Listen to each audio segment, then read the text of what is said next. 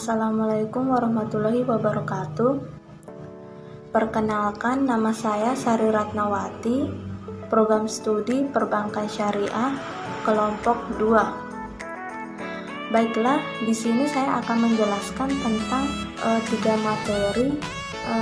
Yang pertama yaitu tentang hadis dan pembagiannya. Kemudian yang kedua tentang hubungan hadis dan Al-Quran.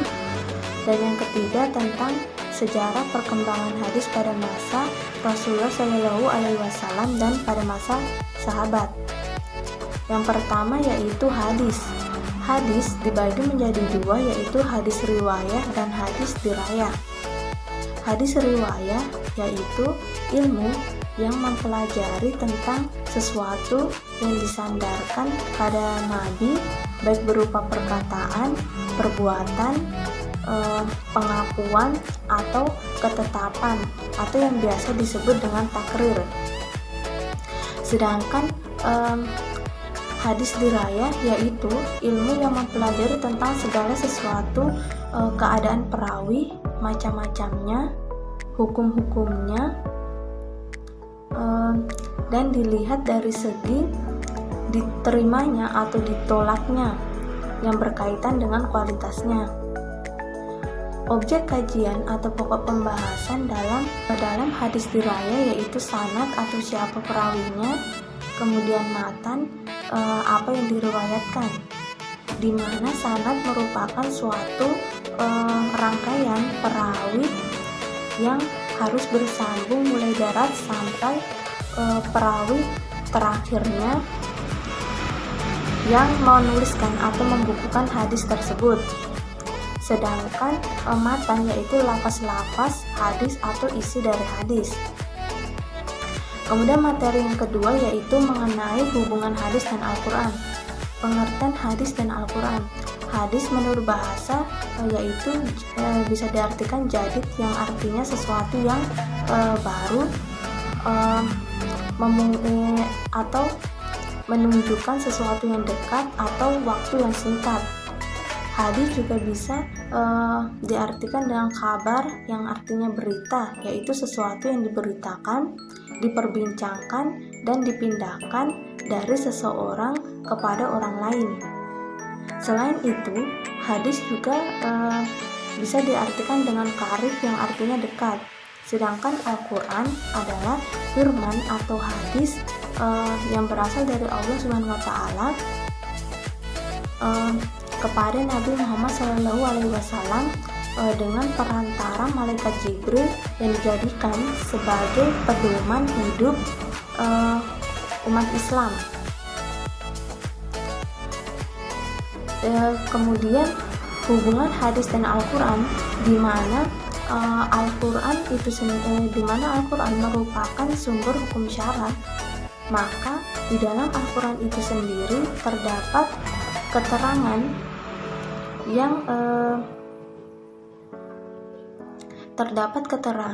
Allah SWT yang mewajibkan kita untuk menaati Rasulullah SAW,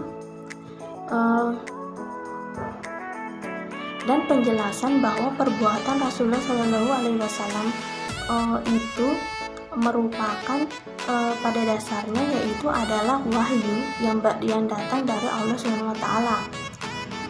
Allah telah memerintahkan kepada kita untuk menaati wahyu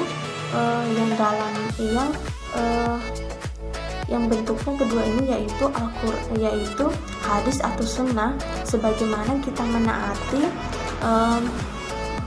yang dalam bentuknya yang pertama yaitu Al-Quran, tanpa membedakannya yaitu dalam hal menaatinya. Sehingga dapat disimpulkan bahwa antara hadis dan Al-Quran adalah 2 sumber hukum syara yang tidak dapat dipisahkan antara satu dengan yang lainnya.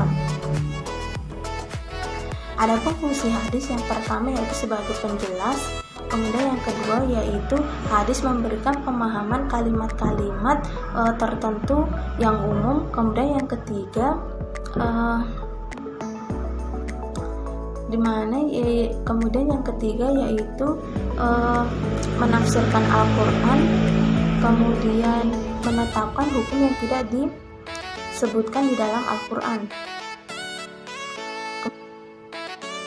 Kemudian materi yang ketiga yaitu mengenai sejarah perkembangan hadis pada masa Rasulullah SAW dan pada masa sahabat. Yang pertama adalah pada masa Rasulullah, yaitu di mana masa ini merupakan kurun waktu turunnya wahyu sekaligus diwujudkannya hadis. Wahyu yang diturunkan oleh Allah SWT dijelaskan melalui perkataan, perbuatan, kemudian pengakuan dan penetapan Rasulullah SAW. Kemudian metode yang digunakan oleh Rasulullah SAW dalam menjelaskan hadis kepada para sahabat, yang pertama yaitu para sahabat langsung berdialog kepada Rasulullah SAW. Yang kedua, para sahabat menyaksikan perkataan dan penetapan Rasulullah SAW. Kemudian yang ketiga, para sahabat mendengarkan perkataan antara sesama sahabat yang diperoleh dari Rasulullah SAW. Dan yang keempat yaitu para sahabat menyaksikan perbuatan antara sesama sahabat yang diperoleh dari Rasulullah SAW. Pada masa Rasulullah ini yaitu terdapat pelarangan dalam menulis hadis, di mana sedikit sekali sahabat yang dapat menulis, sehingga yang menjadi andalan mereka dalam menerima wahyu adalah dengan cara menghafal.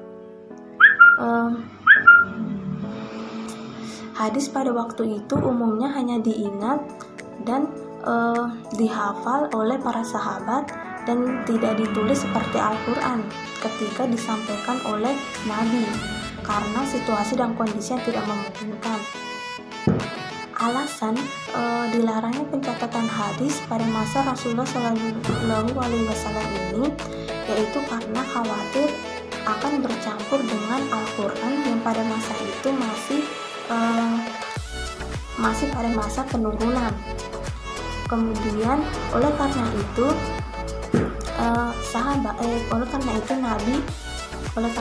Nabi melarang keras kepada para sahabat untuk menulis hadis, karena khawatir akan bercampur dengan Al-Quran Al-Karim. Kemudian yaitu diperbolehkannya menulis hadis pada masa Rasulullah, yaitu di samping pelarangannya yang ditujukan kepada sebagian sahabat, ada sahabat tertentu yang diberikan izin untuk menulis hadis yang diperbolehkan oleh Nabi, yaitu apabila ketika Al-Quran telah selesai diwahyukan, maka para sahabat diperbolehkan dalam menulis hadis.